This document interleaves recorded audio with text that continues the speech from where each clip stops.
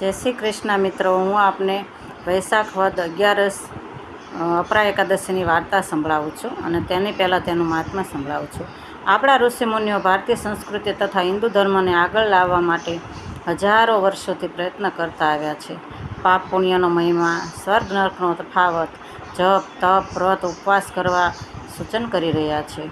આ બધામાં એકાદશીનું મહાત્મ્ય સૌથી મોટું ગણવામાં આવે છે. તો હું આપને વૈશાખ માસના કૃષ્ણ પક્ષમાં આવતી એકાદશીની કથા સંભળાવું છું.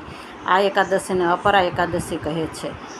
સચ્ચિદાનંદ રૂપાય વિશ્વોત્પત્યાદિ હેતવે તાપત્રય વિનાશાય શ્રી કૃષ્ણાય વયમ નમઃ.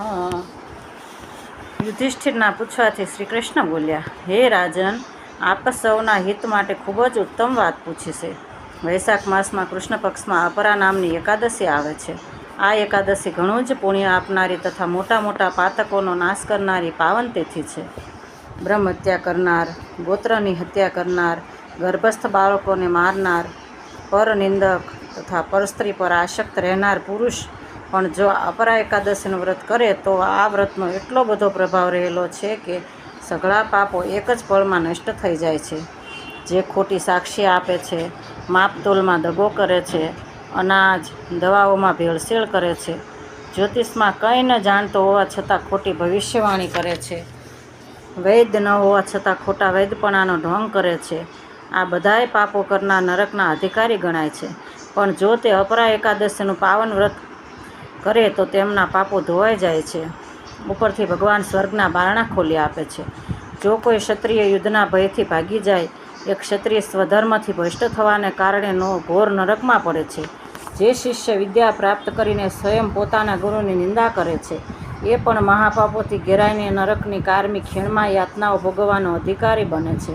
પરંતુ અપરા એકાદશીનું વ્રત કરવાથી આવા પાપી મનુષ્યો પણ સદગતિ પ્રાપ્ત કરે છે અને વૈકુંઠવાસી બને છે.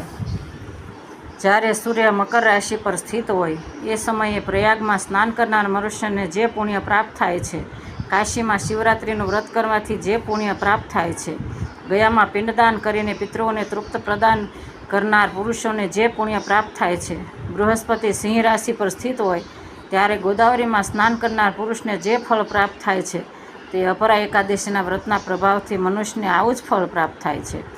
અપરાનો ઉપવાસ કરીને ભગવાન વામનની પૂજા કરનાર મનુષ્ય બધા પાપોથી મુક્ત થઈને કૃષ્ણલોકમાં પ્રતિષ્ઠિત થાય છે. આના વાચન અને શ્રવણથી સહસ્ત્ર ગૌદાનનું ફળ મળે છે. જય શ્રી કૃષ્ણ. જો મિત્રો આપને મારી ચેનલ પસંદ આવી હોય તો લાઈક અને સબસ્ક્રાઈબ કરજો આવા નવા વિડીયો જોવા માટે.